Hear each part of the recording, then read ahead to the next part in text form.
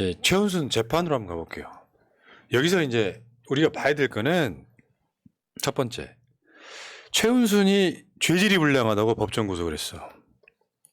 이게 핵심 중에 하나예요. 정확히 말하면 재판부가 3명이잖아요. 이 사람들이 보기엔 도저히 구속 안 시킬 수가 없다라는 뜻이에요. 보통 이제 징역 1년이면 집행유예 하는 경우도 많잖아요. 아마 그거를 노리고. 예.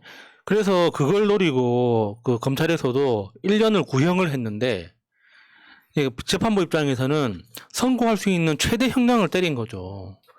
구형 1년을 했으니까 1년 하되 그대로 법정 구속한다. 통상 그 검찰이 기대했던 거 그거 아니겠습니까? 그 징역 1년에 처한다. 다만 뭐 피고의 뭐 그 사정을 감안하여 뭐 집행유예 2년에 처한다. 이걸 기대를 했을 거예요. 네. 그 집행유예를 기대를 했겠죠. 예. 근데 문제는 이 이야기는 이따가 따로 하시고요. 윤석열 장모가 구속됐는데 대통령실이 입장을 안 냅니다. 이거 굉장히 희귀한 사건인 거예요. 그러니까 경사 났을 때는 막 떠들었잖아요. 도이치모터스 때. 도이치모터스도 그렇고 저기 저기 보험금 다 먹은 거. 그 무죄 났다. 요양원 그 보험금 다 먹은 거 그거 무죄 났을 때는 뭐 정의가 실현됐다는 뭐 이런 식으로 또 입장 냈었잖아요. 그러니까 얘네들은 뭐 코에 걸면 코걸이, 귀에 걸면 귀걸이인 거예요. 얘네들이 안 내는 이유가 뭐냐고 물었더니 답하는 게 그거예요. 사법부의 문제에 대해서는 거론하지 않겠다. 도이치모터스는요? 네. 도이치모터스 판결 때는? 근데 이제 이게 재판이 되고 나서 가장 주목받는 사람이 장제원이죠. 장제원이 이제 윤석열이 문재인 정부의 중앙지검장 할 때입니다. 2018년. 사기친 주범인 장모가 거리를 활보 중이다 하면서 지금 저희 관련된 서류 막 들어 보이면서 난리 났었거든요. 저렇게 멀쩡했던 사람이. 그러니까 장제원도 그랬고 곽상도도 그랬어요. 그리고 저기 누굽니까? 저기 김진표. 하태경도 그랬었고 김진표도 그랬었고 그 윤석열을 저 당시에 윤석열 그 공격한 사람이 장제원만 그런 건 아니에요. 근데 장제원이 가장 강도 높고 심하게 공격을 했던 건 맞죠. 윤석열 지검장의 장모가 신한저축은행 직원과 공모를 해서 잔고 증명서를 위조했다는 게 밝혀졌습니다. 뭐 이렇게. 자, 동영상으로 한번 볼게요. 다시 한번 우리가 알받기 한번 해야겠죠. 장모 최모 씨 사건, 300억 잔고증명 위조, 30억 당자 수표 부도 사건, 이거 아십니까?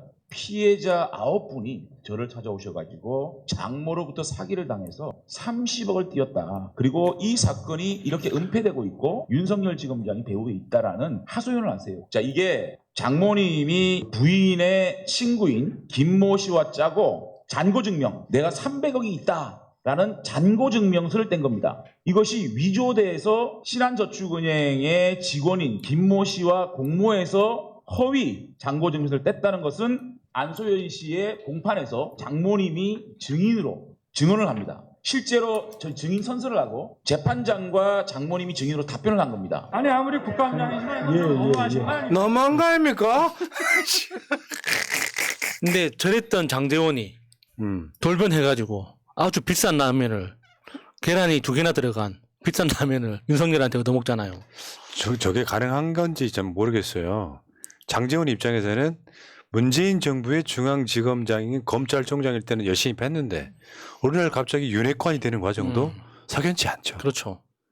주장 한번 해봐요. 그러니까 그 라면을 끓여줬는데 계란을 2개를 넣어줬다고 자랑했잖아요. 그러니까 그 계란 하나에 얼마 했을까? 저는 그게 궁금한 거죠. 과연 그거를 맨입에 먹을 수 있었던 건가? 여러 상상을 하게 하잖아요. 그러니까 장제원이 정말 정확한 문제 얘기해요. 장모의 문제가 아니라 윤석열 본인의 문제다. 그러니까 일찍 보고 있나? 사위가 검사야. 대한민국 사회에서 사위가 검사여서 이렇게까지 해먹은 구석은 나 없었을 거라고 봐요. 보통 있잖아요. 사위가 검사나 변호사쯤 되면 법률적인 문제 조언하는 것까지는 합니다. 근데 저번에 여러분 다 아시겠지만 윤석열이 검찰총장 할 때 가족 노펌이었다고 그랬잖아요. 사위가 총장으로 있는 대검의 그러니까 검사들이 최은순하고 김건희 변호하려고 아예 가족 로펌처럼 행동했다 그랬잖아요. 그때 그러니까 범죄정보기획관실 측에서 그 장모 사건에 대한 사건 대응 문건 그거에 2건이 만들어진 게 발견이 돼가지고 되게 논란이 됐었죠. 그러니까 장모에 관련된 것만 2건이 작성이 됐었고 윤석열 집안 전체에 대해서는 15건 이 작성한 게 발견이 돼가지고 굉장히 문제가 됐었는데 다 그때 당시 언론도 그냥 위야무야 넘어갔었죠. 근데 장모가 저렇게 고라니처럼 울었던 이유는 뭐가 있겠습니까? 본인도 억울한 거예요. 왜냐하면 이게 장모의 사건이라고만 볼 수가 없는 게 이 장고 증명서를 위조한 게 누굽니까? 김건희하고 서울대 EMBA 동기였던 사람이 한 거잖아요. 건의가 들어가야 되는데 왜 내가 들어가냐 이거요? 그렇죠. 뭐 엄마 마음에는 그런 것도 그렇구나. 있는 거지. 억울한 거지. 이렇게 되면. 김건희 이야기로는 엄마가 엄청 희생적이고 막 헌신했다고 그러던데. 그러니까 이게 저 재판 상황을 텍스트로 보면 진짜 골 때리더만.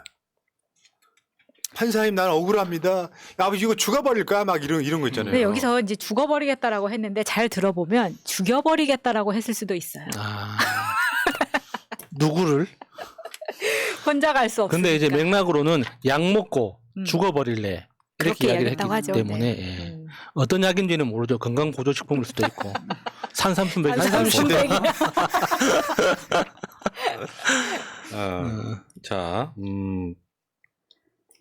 근데 핵심은 이거 같아요. 최은순 징역 1년은 윤석열의 검찰의 봐준 역량이다. 예. 사문서 위조 죄가 따로 있고요. 사문서 위조를 행사한 죄가 따로 있는데 사문서 위조까지만 하면 사기죄는 성립이 안 됩니다.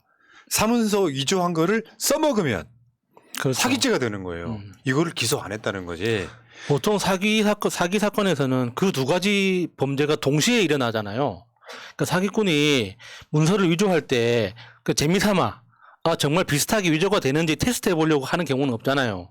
그러니까 위조한 문서는 당연히 쓰게 되고 그걸 법적으로 개념을 구분하다 보니까 사무소 작성과 행사죄가 분리되는 거지 사실상 대부분의 그 사건에서는 그 2개가 하나예요. 근데 이상하게 최은수는 그 2가지는 쏙 빼고 기소를 한 거죠. 맞아요. 검찰이. 그러니까 그 판사가 그 판결문에 검찰에서는 왜 이 사문서 위조 행사죄를 기소하지 않았는지 답해라 했는데 검찰은 그냥 넘어간 거야. 그러니까 문서 기소 안 쳐다보고 하고. 있잖아요. 어. 2022년 7월 20일 날 그 기사 제목 한번 볼게요. 재판부의 물음에 윤석열 장모 왜 기소 안 했냐는 재판부 물음에 검찰이 답변 안 했다 이런 보도가 그 당시에 있었습니다. 그러니까 검찰의 능력껏 그냥 내가 기소 안 하면 이 사람한테는 죄를 묻지 않고 이렇게 그냥 지나가 버리는 겁니다.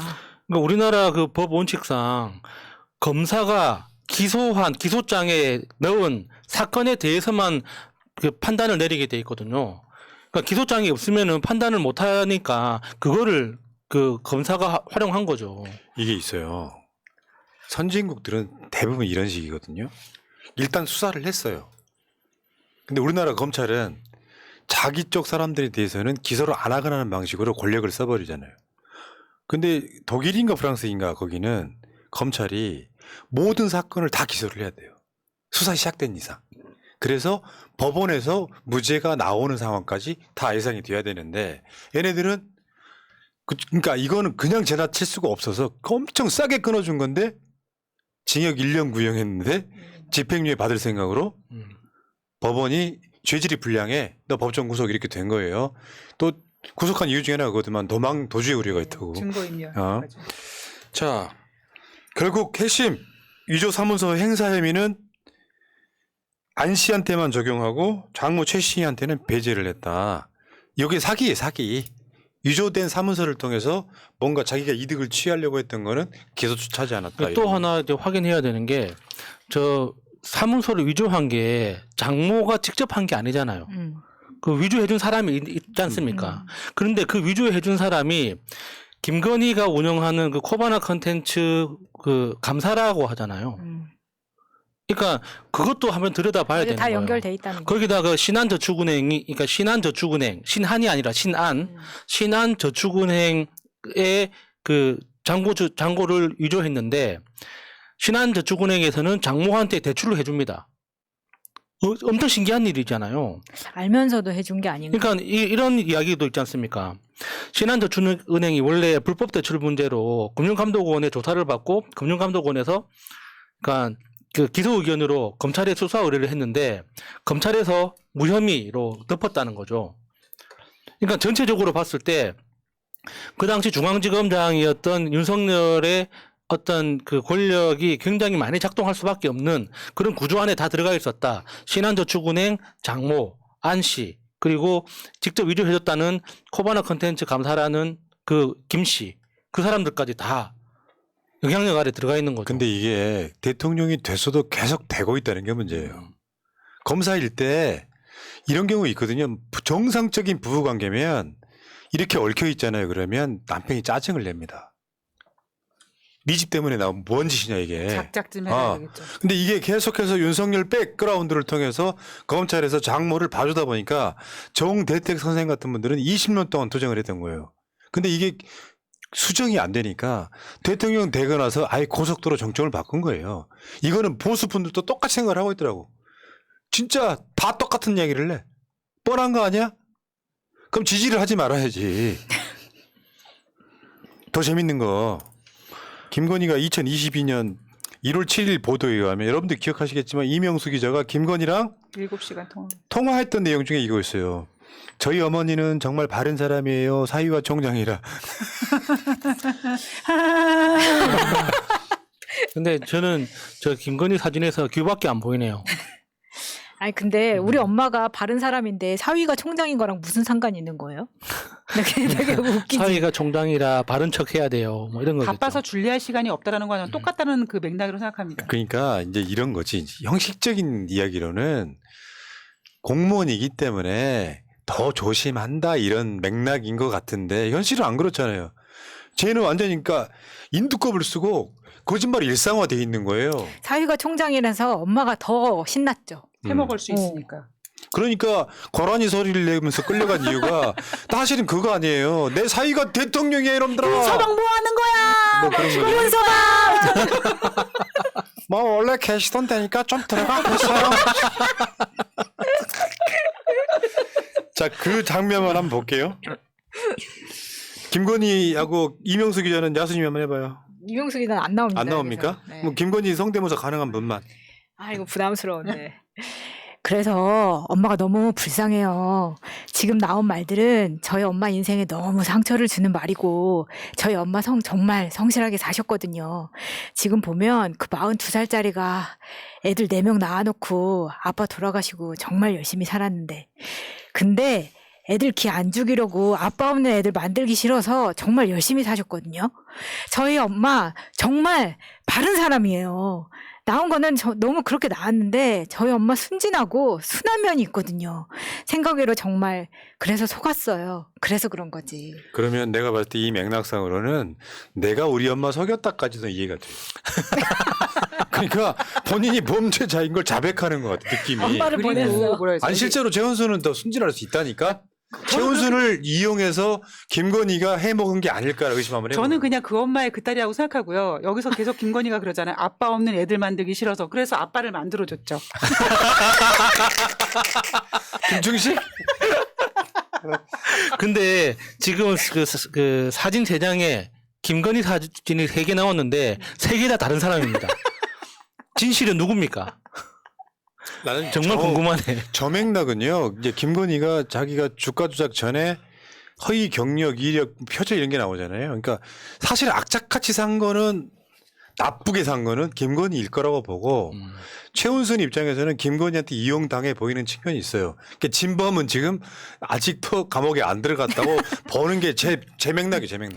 엄마 나 아니었으면 석촌호수에서 아직까지 포장마차 하고 있었어. 그러니까 종합해 보면 그 일반미로 활동하면서 그 지하세계에서 걸어모은 여러 가지 그 재테크 방법들을 몇 번 테스트하면서 실행으로 옮긴 거죠. 그래서 그 안에서 이제 여러 가지 사업적 협조가 필요하면은 엄마를 활용하고 그런 방식으로 재산을 불린 게 아닐까.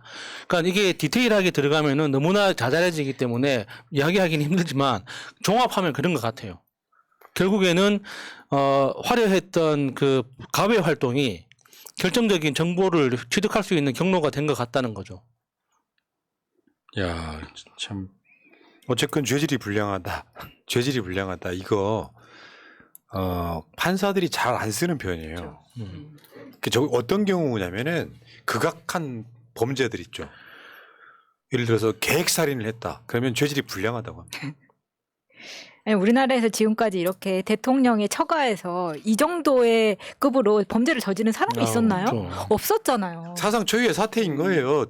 여러분 정치에 관심 있는 여러분 혹시 70대 어르신 대한민국 대통령 장모가 구속된 거 보신 적 있어요? 그것도 다른 죄도 아니고 사기 뭐 이런 거잖아요. 지금 파렴치한 범죄라는 겁니다. 그리고 하나 더 책임질 놈 하나 더 있지. 윤석열. 우리 장모는 10원 한 장 피해 끼친 적 없다. 저거 있잖아요. 이재명 기준이라면 저거 당선을 목적으로 한 허위사실 유포입니다. 명백한 그 당선 무효 사유에 네. 들어가는 거죠. 그러면 이렇게까지 말을 했어. 당선을 목적으로 하면서. 그러면 사과를 해야지. 물론 뭐 쟤네들은 그렇고 대법원 판결 나올 때까지 모른다 이렇게 얘기할 수 있겠지만 이 분위기라면 대법원에서 윤석열 장모가 유죄 나오겠어요? 아니 무죄 나오겠어요? 죄질이 매우 불량하다고 아예 그냥 대못을 박아놨는데 대법원이 봤더니 죄질이 아주 우수해? 아 양질이야? 양질의 범죄 그것도 좀 재밌는 표현이네요. 근데 사실 저 10원 발언에 대해서는 나름 국힘에서 항변을 하기를 저 말은 윤석열이 직접 한 게 아니다. 이거는 정진석이 옮기는 과정에서 나온 실수다라면서 윤석열을 실드 치더라고요. 그렇지만 그게 윤석열의 뜻을 완전히 배제하고 정진석이 맘대로 얘기했겠습니까? 그러면 맥락은 똑같은 결과적으로 뭐 거지. 정진석 나가리 되는 거예요? 그 안에서 국민의힘의 정진석 같은 중진들이 윤석열을 만나서 술 한잔 하는데 윤석열이 그런 거 있잖아요. 윤석열이 조금 뭔가를 하면 제가 요즘에 말씀드린 적이 저거 다 자기 지지층 위한 거다. 안 그랬다고 그러면 이 측들이 그걸 믿고 와 하고 따라가는 거랑 똑같은 맥락인 거죠. 국민의힘 중진들이 모여갖고 몇 사람 모여가지고 아 그거 어떻게 된 겁니까? 라고 하면 아 우리 장모는 남한테 내가 피해를 받은 적은 있어도 10원 한 장 피해 끼친 적 없습니다라고 이야기하면 아 그러십니까? 그 이야기를 정진석이 보란 듯이 밖에 언론에 밝혔다가 지금 부메랑 맞고 있는 바로 그런 거고요. 근데 윤석열이 자기 입으로 10원 타령을 했는지 안 했는지 우리가 들으진 않았지만 자기 장모가 뭐 50억 손해를 봤다 피해자다 이런 얘기는 우리가 분명히 듣지 않았습니까? 그러니까 이상한 집안이죠. 피해자인데 통장에는 돈이 꽂혀. 주가 조작도 그렇잖아요. 그러네 진짜. 나는 안 했는데 돈은 들어왔어. 부동산 이번에 그러니까 잔고 조작한 것도 그렇고 내가 피해자라고 주장하는데 결국에는 동업자들은 다 감옥 가고 내 통장에는 돈이 꽂히고. 양질의 피해자네. 예. 그 요양병원도 아. 나는 피해자인데 정리하고 나니까 돈이 나한테 들어오네. 이상한 집안이에요. 내가 봤을 때는 최은순 범죄의 3분의 2는 김건희의 작품이라고 전 보여져요. 안모 씨나 이런 사람들 등장하는 사람들이 다 김건희 측근 막 그렇잖아요. 그러니까 저거는 최은순이 법정 구속된 게 문제가 아니라 민주당 주장처럼 이제 시작이라는 거지. 윤석열 장모 구속은 예고편이라는 거지. 정상적이라면 김건희 구속도 멀지 않은 거예요 사실상. 근데 이미 얘네들이 구속이 지금 됐었어야 되는 선을 사람이죠. 그어놔 버린 거지 지금. 아 근데 우리는 예고편이라고 생각하는데 정말 국민의힘 쪽에서는 이 일로 장모가 구속된 걸로 김건희 처가에 관련한 일은 모두 끝났다라고 이야기를 하더라고요. 아, 그런 뇌피셜은 진짜 희망사항이지. 그랬으면 그러니까- 좋겠다고 믿고 싶은 그러니까 거겠지. 처가는 장모를 말하는 거고 이제 와이프가 남은 거죠. 진짜 진범이 네. 나는 거죠. 그리고 또 최근에 하나 더 나왔잖아요. 양평의 그저 공흥지구에 주택 하나, 아파트 하나, 상가 6채가 추가 확인됐다는 보도까지 나왔잖아요. 그러니까 양평은 사실상 김건희 타운이었던 느낌이 있어 지금. 양평의 그 땅하고 무슨 부동산 가격에 내가 봤을 때 10분의 1은 김건희일 것 같아. 그럴 것 같아요, 진짜. 그러니까 김건희가 어렸을 때부터 양평에 어떤 무슨 좀 집착하는 게 있나 싶을 정도로 양평에서 태어났고 양평 중심으로 아버지가, 그러니까 자기가 잘 아는 정보 밖으로는 잘 안 나오려고 하는 것 같아요. 만약에 내가 진짜 지금 현재 대한민국 대통령의 영부인이라면 베트남이나 캄보디아나 인도네시아 이런 데 투자해가지고 거기에서 빼먹을 것 같아요. 왜 굳이 우리나라 안에서 이렇게 티가 나게 이런 식으로 무리를 하는지 이해를 못 하겠거든요. 그런데 이게 옛날 사건으로 장모가 재판받고 법정 구속됐다고 하면 심각한 사건이 아니지. 근데 윤석열 뒷배가 양평 고속도로 정점까지 바꾸는 문제가 됐다면은 민주당 표현처럼 이제 시작인 거죠. 대통령이 되고 나서도 그 짓을 똑같이 하고 있다가 딱 들킨 거예요. 네. 결국 우리가 지난주도 이야기했지만 그 안철영 이야기를 했지만 양평군에 있는 국장 그 공공직으로 재판받고 있는 놈이 또 여기 개입돼 있는 거예요. 신기하죠. 승진도 재판 받는 하고, 사람이 승진했다는 승진도 것도. 알박기 공무원, 네. 알박기 공무원. 양평군에서는 안철영이가 그리고 저기치가 안철영이고 국토부에 저번에 한번 말씀드렸는데 이거를 좀 종합적으로 다시 한번 봤어요. 내가 대통령 비서실 차관급으로 대거 교체했던. 근데 저 중에 5명은 바로 직전까지 윤석열 비서실에 있던 놈들이야. 봐봐요. 맨 왼쪽이 조성경 과학기술정보통신부 1차관. 그 옆에 박성훈 해양수산부 차관. 제가 최근에 한국 국민들이 미신을 믿고 있다 표현했던 바로 그런 네. 거예요. 과학을 안 믿고. 세 번째가 백원국 국토부 2차관. 그리고 네 번째가 권오진 국토부 1차관. 임상준 환경부 차관 이 순서거든요. 전부 다 윤석열의 역점 사업하고 다 연관이 있어. 오염수 방류 걸려 있지. 지금 이제 과학기술정보통신부 1차관, 해수부 차관까지 다 오염수에 관련돼 있지. 국토부. 다음에 국토부는 지금 양평 고속도로 문제하고 4대강 문제가 걸려 있죠. 국토부 1, 2차관을 지 비서 출신으로 바꿔요. 그리고 4대강 환경부까지 바꿔요. 4대강 지금 관리 주체인 환경부 사건까지 바꿔요. 그러면 저게 윤석열이 이 비리의 몸통이라는 게 그냥 드러난 거예요. 이거 자 그러면 김건희가 임명한 거야? 그러니까 이제 백원국 그 국토부 2차관 있잖아요. 그러니까 국토부는 이제 1차관, 2차관이 있는데 1차관이 주택 건설을 담당하고 2차관이 도로 건설을 담당한다고 하더라고요. 그러니까 너무 뻔하게 그 의도가 드러나는 거지 않습니까? 그러니까 그 백원국 비서관이 그러니까 국토교통부나 또는 도로 건설에 대해서 전문성이 있는 사람도 아니고 이건 글자 그대로 실무를 하는 사람들이잖아요. 차관이라면. 근데 이게 대통령실에서 근무했던 비서관이 그 자기 업무 연관성도 없는 차관으로 간다. 이거는 그 MB 때 그 왕차관이라고 한 사람 있지 않습니까? 뭐 박현준. 예.